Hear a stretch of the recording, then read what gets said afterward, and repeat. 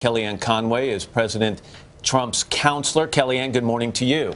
Good morning, Matt. Yesterday afternoon on MSNBC, you said that Michael Flynn enjoyed the full confidence of the president. Sean Spicer later said the president was evaluating the situation, and then Michael Flynn resigns overnight. Were you out of the loop on this?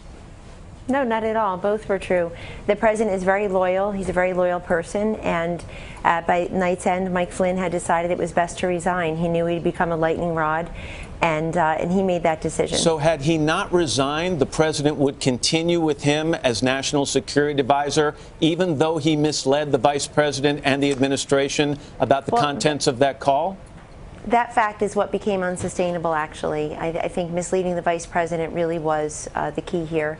And I spoke with the president this morning. He asked me to speak on his behalf and to reiterate that Mike Flynn had resigned. He decided that the situation had become unsustainable for him. But wait here, a second. And of course, the president accepted that resignation. You're saying that was the straw that broke the camel's back, but the White House knew about that last month when the Justice Department warned the White House that Mr. Flynn or General Flynn had not been completely honest in characterizing that conversation with the Russian ambassador. And they even went further to say that as a result of that dishonesty, he was at risk for blackmailing by the Russians. Well, that's one characterization. But the fact is that General Flynn continued in that position and was in the presidential daily briefings, was part of the leader calls as recently as yesterday, was there for the Prime Minister's visit from Canada yesterday. And as time wore on, obviously the situation had become unsustainable. Kellyanne, General Flynn... That makes no sense. Last month, the Justice Department warned the White House that General Flynn had misled them, and that as a result, he was vulnerable to blackmail. And at that moment, he still had the complete trust of the president? Matt, I'm telling you what the president has said, which is that he's accepted General Flynn's resignation, and he wishes him well, and that we're moving on. There are at least 3 candidates, very strong candidates, that would be considered for a permanent position here. Obviously, General Keith Kellogg is the acting national security advisor starting today, and the president is moving forward. I want to go back to that phone call with the Russian ambassador back in December.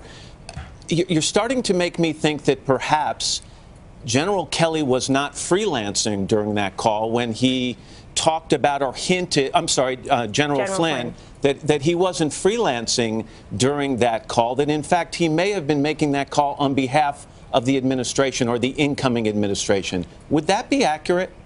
No, it would be a mistake to conclude that. Remember, in the end, it was misleading the vice president that made the situation unsustainable. Which the White House knew about last month. And yet yesterday you went on the air and said that General Flynn had the complete and full confidence of the president. And General Flynn decided that he should resign last night, and the president accepted that resignation. The president is very loyal, and he's been carrying forward with his entire team very effectively, frankly, and at this stage he accepted the resignation and he's moving on. But loyalty is one thing. Keeping a guy in a position of national security advisor who has communicated with the Russians and then misled the administration about the contents of that communication is entirely a different thing. Wouldn't you agree with that?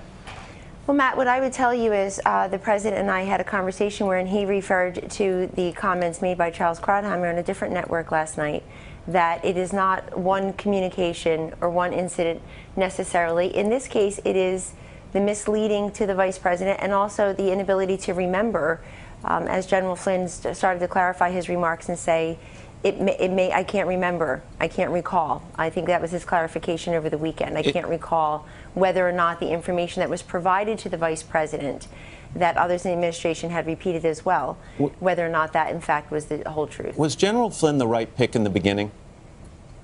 The president chose him, and he was very loyal, and he worked very hard, and he had a 30-plus year career in the military. I've talked to General Flynn on a number of occasions about that career. But isn't it kind of surprising that with that 30-year-plus career in the military, a guy who was about in December to be named National Security Advisor would not understand or realize that phone calls with a Russian ambassador are routinely wiretapped by U.S. intelligence officials, and that anything he said on that call might come back to haunt him?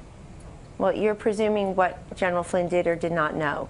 But the key here, and I want to repeat it, the key here is the misleading of the Vice President and others, the incomplete information or the inability to completely recall what did or did not happen as reflected in his debriefing of particular phone calls. That really was what happened here. All right, Kellyanne Conway, we'll leave it at that. Kellyanne, thanks for your time this morning. I appreciate it. Hello, Today fans. Thanks for checking out our YouTube channel. Subscribe by clicking that button down there and click on any of the videos over here to watch the latest interviews, show highlights, and digital exclusives.